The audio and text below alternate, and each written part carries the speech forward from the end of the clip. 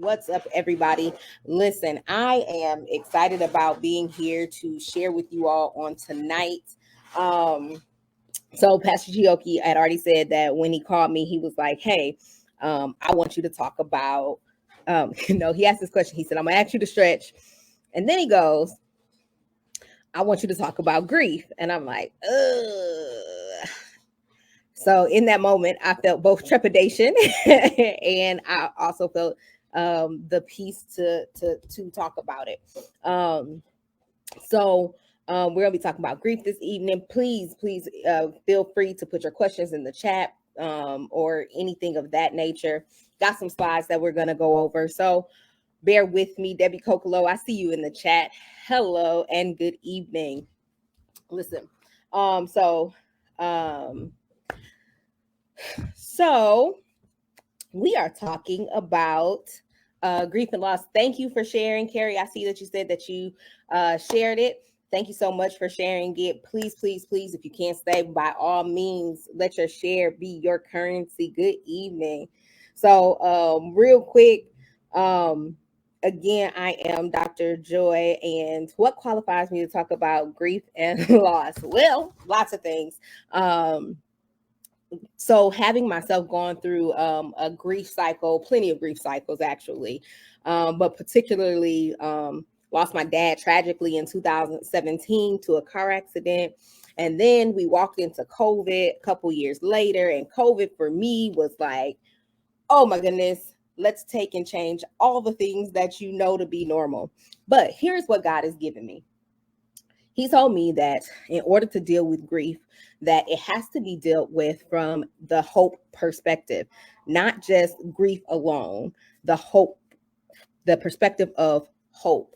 So, even in my organization, I don't have grief counselors, I have hope counselors, because I always want to attack a thing from the positive side, because it makes it easier to walk through. So we're gonna walk through a few slides and then we're gonna be done. Here we are. So the truth about grief, it is real. And everyone will experience some form of grief. And also, additionally, grief is necessary for any loss. Listen, when I think about this grief process, I am very, very clear about this idea that grief is real. And so, and I share that with other people because sometimes people will minimize grief because they haven't experienced it in the same way. So it is real, and at some point in life, everyone will experience some form of grief. Um, and it is necessary to go through a grieving period when you have lost something. So let's talk about loss being lost, right? So this idea of loss is loss is that every loss counts. Every loss counts. So I'm not just talking about the death of a loved one. I'm talking about the death of a loved one, but in addition to the death of a loved one, we are talking about things like losing a job, losing that which it feels normal. A lot of people went through a grief process after COVID because things that were once normal are no longer normal. So loss is loss. Some people talk about pet owners, right? Because, they lose a pet and it's like they can't empathize with it because it's like, oh, it was just a dog. No, but that may have been their companion or their only companion. So we have to be clear about the position that we take on loss and this whole idea that loss is loss. So, Pastor Yoki told me to teach, and so I want to give you 5 stages of grief, and that is denial, anger, bargaining, depression, and acceptance. And if you've ever gone through any of the stages of grief, like you will be able to identify yourself here. And if you can identify yourself here, just type it down in the chat where you feel like you are or where you feel like you have been. So denial, anger, bargaining, depression, and acceptance. So we'll start with denial. Denial is the action of declaring something to be untrue. Denial is the first of the 5 stages of grief, and it helps us to survive the loss. So sometimes when a loss happens, like we even though we like may know cognitively that it has happened, we find ourselves in a space where it's like, oh my God, it is just so unreal that we begin to deny it. And in that stage, in the denial stage, it helps us to survive the loss. So we're surviving the loss, but the things around us in this stage, like the world becomes meaningless and overwhelming, and life feels like it doesn't make any sense. We're in a state of shock. That is that state where oftentimes you'll hear people say, or maybe you have said it yourself, that you're just numb. We ask questions like, how do we go from here? How do we move from here? How do we get to the next point? How do we get to the how do we get to the next step? How do we get to where we're going?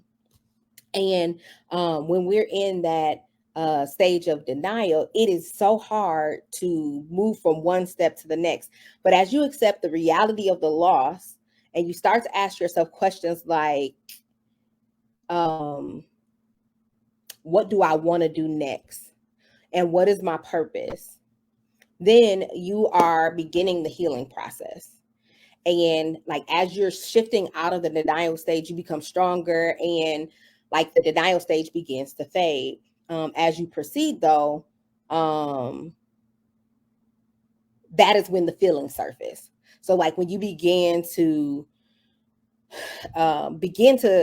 accept on some point, not in the acceptance stage, but you begin to come out of the denial stage, you actually wind up moving into the anger stage. And when you move into this anger stage, this anger stage is wild, right? It's a strong feeling of annoyance, displeasure, and hostility. So in this stage, listen, you often are mad at the world. And I mean that quite literally. Like mad that, the sun is shining, mad that, mad that the phone rang or whatever the case is. You are angry. And often in this stage too, and oftentimes people don't want to talk about this part of grief. In this stage, you're often angry at God because you're like, hey, look, big God, you could have did something about this. You could have made this so this didn't happen. And while the answer is yes, he could have, while the choice was made, the choice that you didn't like was made, it puts us in this stage. It has the potential to put us in the stage where we are angry. Kubler-Ross tells us that in that stage, though, like you have to feel that stage to some extent so that you can get to the other side of healing. And the more you truly feel it, the more it will begin to dissipate and the more that you can heal. There are so many emotions that come under anger. And oftentimes we don't even deal with those emotions that come under anger because, well, for several reasons. We don't deal with the emotions for several reasons. We don't deal with the emotions because we don't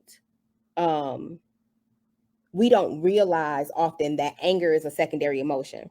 We just realize that we're mad in the moment. We're mad that God took our loved one. We're mad that we can't find what we want to find. We're mad because we lost our job. We're upset. But anytime you feel anger or hostility, or you feel just mad or whatever the case may be, we have to examine what are the other emotions attached to it, because anger is a secondary emotion. And I tell my clients this all the time, like, you're never just angry. You're never just mad.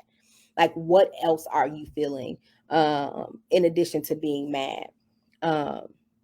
I found a source, just a general internet source, that says that grief feels like being lost at sea, like you don't have a connection to anything. And so in that space, it is very easy to get angry because you feel deserted and abandoned. And oftentimes, and I talked about a little bit about being mad at our loved ones, but I mean, being mad at God, but also like, it is not uncommon to be mad, for a person to be mad at the person who has passed on.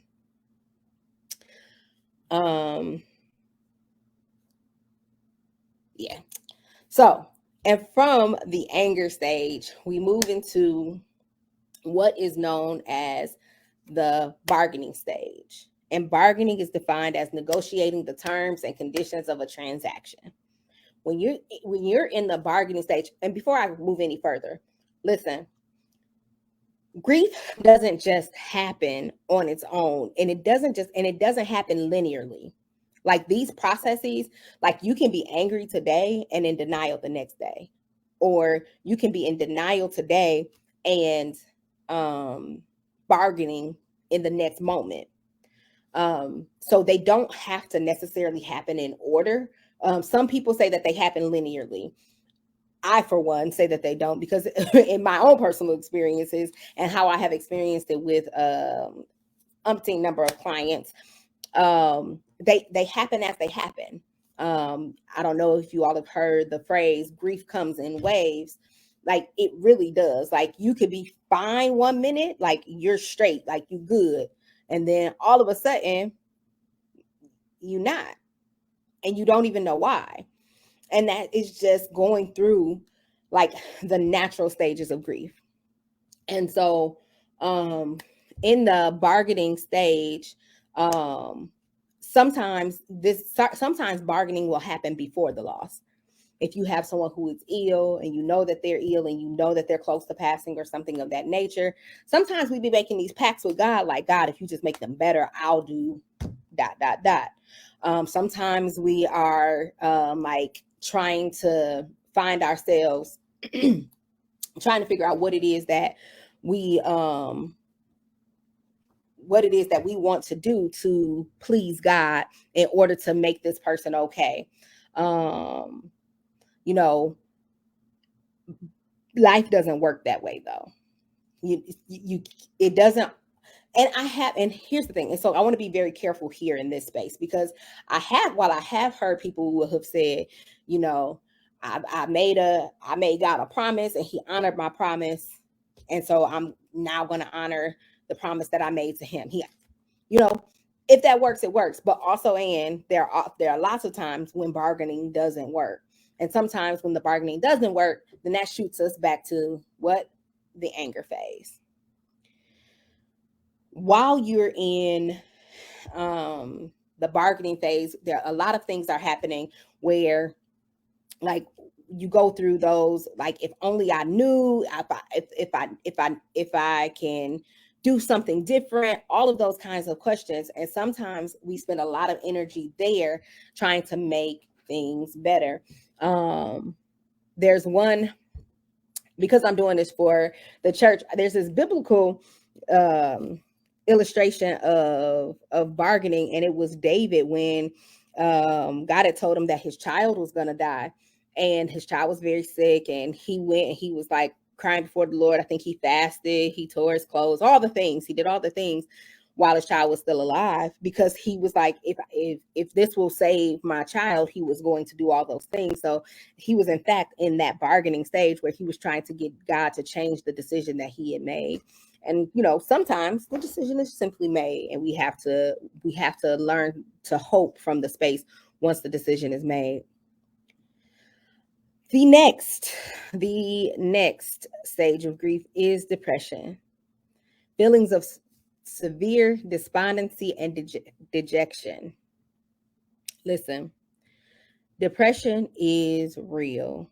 When we get done bargaining, oftentimes the the situation has occurred. So our loved one has passed, our job has ended, whatever the loss that we're getting ready to experience has occurred. And when we get done bargaining, and when we come out of that stage, like, we are dead smack in the present moment with the empty feelings. We are the grief is even heavier at this time, because it's like, man, like, this thing has actually happened. And in the depressive stage, it feels as though it will last forever. If anybody has ever experienced any form of depression, listen, put it in the chat, like, that you have, so that at this point you can put it in the chat to let me know that I'm not alone. Because I know that as I've gone through some grieving processes, definitely have gone through some stages where I have felt low, have felt sad, have felt lonely, all of those things that are symptoms of depression. Because grief is weighty. It is not an easy topic. Thank you, Erica, out here letting me know I ain't by myself. I'm glad to know that I'm not the only one out here. Yes, Karen says depression is very real. It is. It is. And we have to realize that we are human, right? We got to realize that when somebody is going through something like that, it's not because they choose to feel sad. It's not because they choose to feel down. Like I lost someone who was extremely close to me just in October of last year, and it was a hard hit, and it was a traumatic hit because I happened to be present when it happened. That almost took your girl out of here. Like, let me just be like 1,000% real. Like that was tough. It was hard. And I was in a state of depression. When we find ourselves in that space, to be aware. And that is why I say, listen, Jesus plus therapy, because I was praying and praying was working and all of that. And then guess what? I went to therapy. I called my therapist like, hey, I need some help and I need it right away. Because these very real feelings, they come in literally like a flood. They come in like a flood. And sometimes you can't get out from under them by yourself because you want to know, you want the answers to all of the questions. You want to know, why did something happen? You want to know, could you have done something different? You want to know why God did what he did. And for me, it is this place where the hope comes in. Because if we're in the space where we are depressed, we're feeling sad, we're feeling low, we can reframe that and ask the question, is this situation really depressing? Not that depression isn't normal, but when we ask that question, it allows us to see a situation in a different light, from a place of hope, from a place that our loved one has gone on to be with Jesus and God, the angels, the ancestors, all the people and all the things. Like our loved one has served their purpose. And another piece is like being able to live here while we're on earth in a good space so that we don't have to have regrets later. And sometimes the depression comes out of regrets, and sometimes depression just comes because it comes. It's not because out of regret or anything at all. I want to be clear about that. Erica says, yes, we have to speak truth about the situation and get help. Absolutely. We always have to make sure that we are getting the help that we need. Like, we shouldn't be expected to do things on our own. We have to be able to move through some spaces. And move through some spaces with help. Pastor Chioki said last week when we talked about this, he talked about being able to know where our help is. And I think that's important as well. And the final stage of grief is acceptance.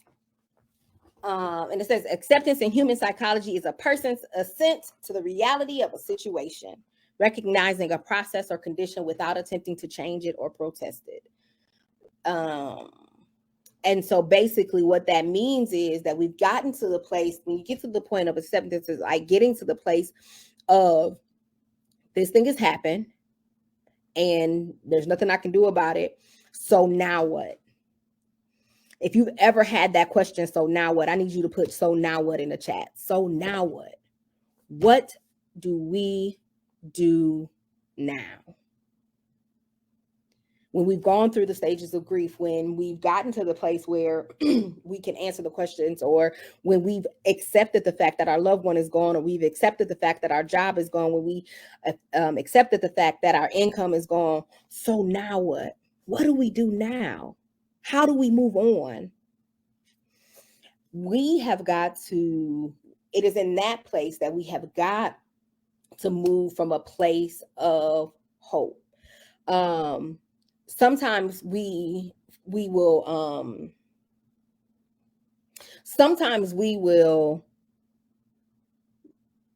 make acceptance equal things being okay. That's not what I'm saying. I'm not saying because you accept it, things are okay. That's not what I'm saying.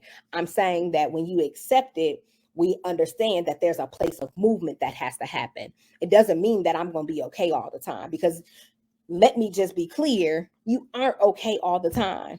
And listen, it was a 5-year anniversary of my dad's passing. I think it was Wednesday. It was May 7th. I believe that was Wednesday. No, Friday. It was Friday. And my dad has been gone 5 years. 5 years. And when I woke up that morning, I was sad. And I was like, whoo. Now, what I do know is that I have the ability to choose how I feel. And because I can choose how I feel, now it takes work. Like, this don't just happen overnight. Like, you up making choices about how you feel.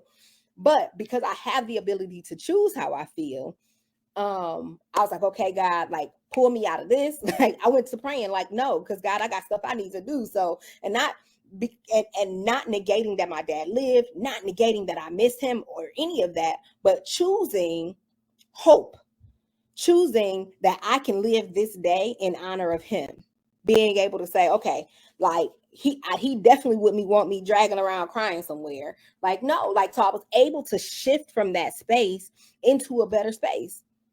Now, it still don't mean that that you don't miss your loved one or the situation or whatever the case is. But what that means is that that I've accepted the reality. He's gone, and now how do I move on? And sometimes, again, like I said, it will never be okay. So finding acceptance may be just having more good days than bad ones. What am I trying to say? Like, when we have found acceptance, we are able to like I said, have more good days than bad days. We are able to see more of what they would have liked or what they would have loved or what we could have done in a certain situation. So when we get to this question of what do I do now?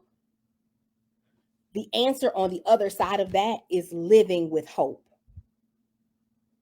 So there's a story or parable in the Bible where Jesus Jesus so Jesus went and got all his disciples, and he made them leave their jobs, or didn't make them, but they left their jobs to follow Jesus and all of this stuff or whatever.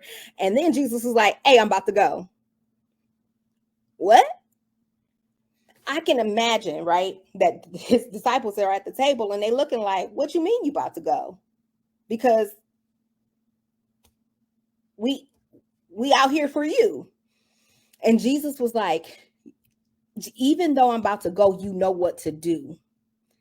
And Jesus's response to that was, you have got to live. Because and this is, I'm jumping around in some places, but then we also goes on to talk about greater are the works that you will do. You can't do greater works if you sulking all the time. You can't do greater works if you can't pull yourself out of depression. You can't do the greater works if you don't live. So the answer to what do I do now is live. And so from a grief place, we do have to find what it takes for us to be able to live, our hope to live. So what does the Bible say about grief? Couple things.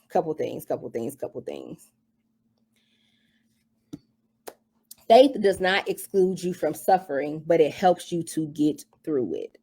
Listen, how many people have heard in some way or the other, if because you're a Christian, you shouldn't be sad, or you shouldn't be crying, or you should get over it, or you should whatever because you saved. If you heard that, I just need you to put in the chat, foolishness. I want to see foolishness. Scroll up the chat. Listen, it is foolishness to think that we won't suffer because we're God's children. We have the limitations of being human, even though we are even though we are, spiritual beings having this human experience and all of that. We're not excluded from suffering, but we are able to get through it because of our faith.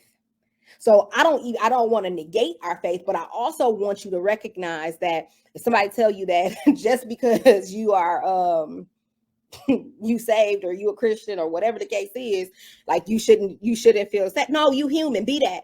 I need you to be that. Because our job is to be human, God's job is to be God. Period. When it comes to things of this nature. And there's so the story that I was talking about in the Bible, I got ahead of myself. John 14, 1-3. Do not let your hearts be troubled. Believe in God. Believe also in me. In my Father's house, there are many dwelling places. If it were not so, would I have told you that I go to prepare a place for you? And if I go to prepare a place for you, I will come again and take you to myself, so that where I am, there you may be also. Listen, in answering that question, what do we do next? And our faith getting us to the next space. Listen, Jesus, like I told you, Jesus had gathered his disciples. They had started following him. They out doing ministry. And he like, I'm about to go.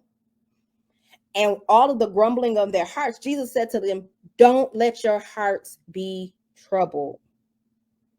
So when we're going through the grief process, we have the responsibility to keep our hearts in a good place. What does it take to keep our hearts in the good place? It may take going to church. It may take going to therapy. It may take doing our own self-work, but keeping our hearts in a good place. Then he says, if you believe in God, then you believe also in me, in my Father's house. So he has given us the formula for getting through grief. Listen, in my Father's house, there are many mansions. There's no need to be sad that your loved one has gone on. And I'm not saying don't be sad. Please hear me. I hope that you can hear me. If you can hear me, just type down, I hear you, Joy. Listen, in my Father's house, there are many mansions.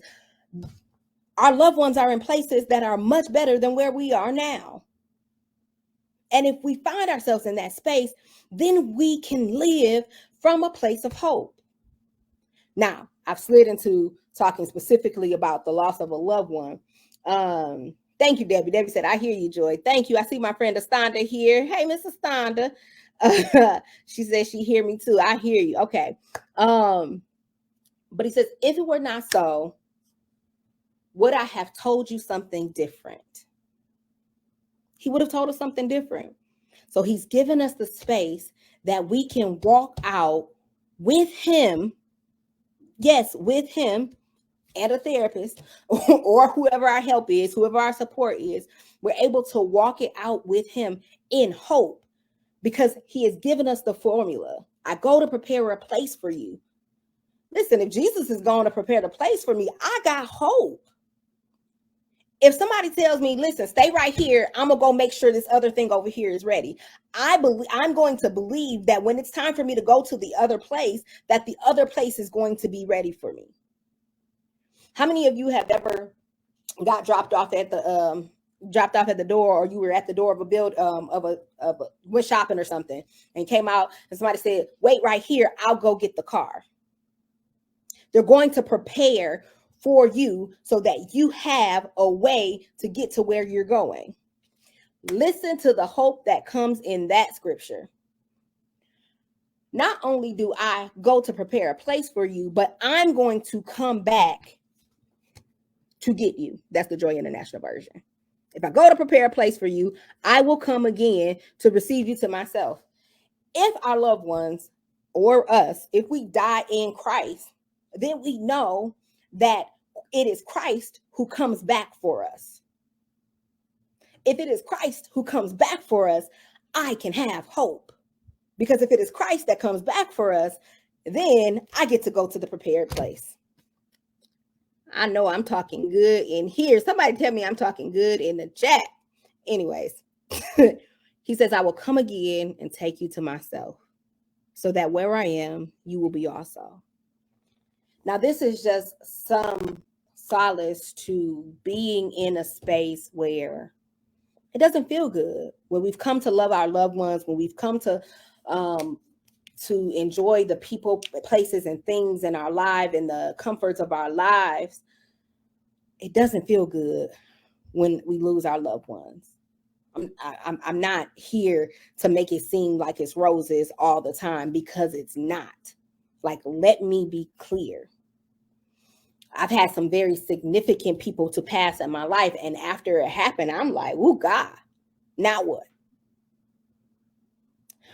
But what I know is that if he's going to prepare a place for them, he's going to prepare a place for me. And we can, as believers, can take that to the bank. I don't know a better way to say it. That might not have been the best way to say it. And what can we do? What can we do? We can have hope through ages.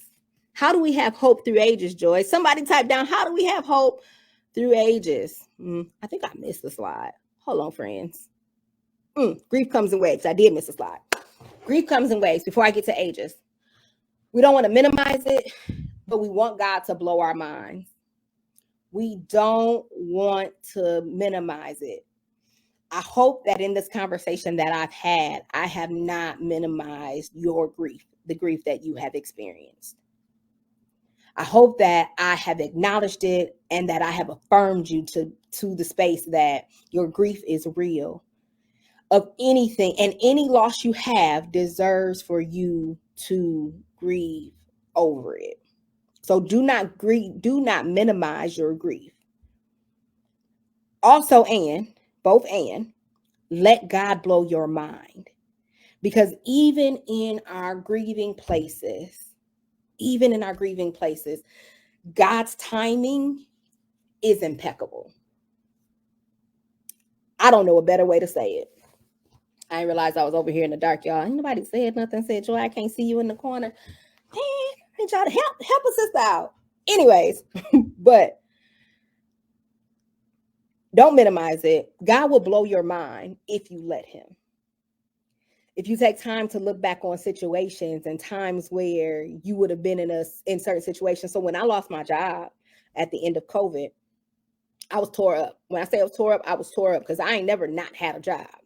Now, don't get me wrong. I had my side hustles and all the things. However, my job was gone. And that was like, okay, that's my livelihood. What am I going to do next? I did have to go through a grieving process of losing my job because that was a loss. But as I continue to move and to grow in it, God began to expand those side hustles into business opportunities. And from business opportunities, like I can confidently sit here and say, like, I have not worked since 2020. I've not worked in corporate America since 2020. It's 2022. Like, that's 2 full years of God blowing my mind. And every single month that he does it, I'm out here like, my God. But it's because I allowed him to do what he wanted to do with the loss. And sometimes it is a matter of allowing God to do what he wants to do with the loss. Okay. And from that, we can hope through ages. I'm almost done. I think this is the last couple. Hope through ages. Accountability, growth, excellence, and structure. How do we hope through grief? Accountability is about answering to what you committed to yourself or others. It's about submission to a system for the purpose of a specific outcome. And it's someone to ask the right questions. When we're talking about grief and moving through this place of grief, we have to find ourselves in a place of accountability. And that is why I said, making sure we have a therapist, making sure we have a pastor, making sure we have somebody who we trust, who is gifted in wisdom. Being committed to others. The reason that I didn't leave this world at the end of the year last year was because I was able to seek my therapist and say, hey, I have an issue. Here's the issue. Help me to get through it. I was able to put myself in accountability to that. So it is always important to be in a space of accountability and submitting to that system so that, and for the specific outcome is to be able to,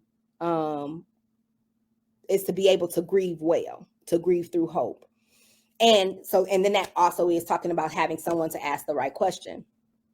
Growth is continuous forward movement, development, increase and productively expanding beyond previous boundaries. I got stuck right there, like I couldn't read. Listen, it's in the space of growth that we have to make sure that we are not staying in the same space. Grief will hold you down if you let it. And God gave me this analogy about the grief coming in waves. Listen, sometimes you can't take on that wave, but if you know how to float when a wave comes, you just go with the. Sometimes you just got to float. Sometimes you don't have the strength to swim, and so sometimes you have to float. In the space of growth, we talk about this idea of continuous forward movement. Always want to be moving in a forward space. So if you're grieving, grieve, but also include somebody to help you with that process so that you can grow through it. Asking God questions like, what is it that you want me to learn from this? Excellence. Excellence is this idea of giving it the best that we have to give in any given moment. Listen to me when I say, listen closely to me when I say this. Excellence is not about being is not about being at 100% all the time, but it's about giving 100% of the time. So we may not always be at our 100% mark, but we have to give 100% of where we are. That's what excellence is about. Excellence is about giving the best that we have in any given moment. Listen, when we're going through a grief process, we may not have it to give. If you've ever been in a place where you haven't had it to give, put it in the chat. Sometimes I don't have it to give. Sometimes I don't have it to give. And when I don't have it to give, I don't try to give it. So my best in that moment is knowing that I don't have it to give. I know I'm about to help somebody. My best in that moment is knowing that I don't have it to give right now. And saying that I can't do this. If I was in a place where I thought that I couldn't do this, I would have told my pastor, hey, Pastor Chioki, I cannot do this session on grief because I'm not in a place where I can do it. But right now, I can give you my best. And right now, my best is pretty good. If this had been Friday, I don't know if my best would have been this great. It might not have been this great, but it would have still been my best. And that's what excellence is about. All right. And so when we talk, the final thing in hoping through structure, through ages is structure, containment, flexibility, adaptability, and the container. Listen, sometimes we have to be flexible with ourselves in the grief process and with other people, because sometimes in the worst part of the grief process is other people. People say dumb things all the time. I need you to put that in the chat. People say dumb things. They just do. And sometimes they're very well-meaning. However, we have got to be able to be flexible in those situations, taking it in that they don't mean any harm. And so and sometimes the person who is grieving has to be flexible. So the idea of structure is being able to determine for yourself how you want to put things in place so that you can grieve well. Listen, and because people say dumb things, like when I'm in a real crazy space or bad space, I shouldn't say crazy. It's not nice. But when I'm in a real bad space, like I'm not going to put myself in a group of people. That's the structure. The structure is simply, okay, I need to be flexible, but what I don't need to be is around a bunch of people, because it's not going to turn out well for me or for them. So what container do I need to put myself in to make it work? So that may not mean that I don't need to go to church, but it may mean that I don't need to be in the main sanctuary. Maybe I need to be in the overflow. All right. So that's what the structure is. That's being clear with ourselves about what we need and giving ourselves that box to be in so that we can set ourselves up for success. Right. Lastly, if you would like I have a resource that I've created. Isn't that fun? I've created a resource. It is a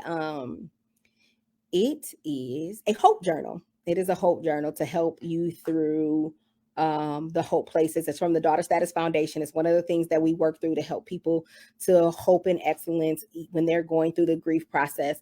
If you want to hit that link right there, bit.ly/give me hope, please. Give me hope, please. Go to that link, download that resource, and that is for you.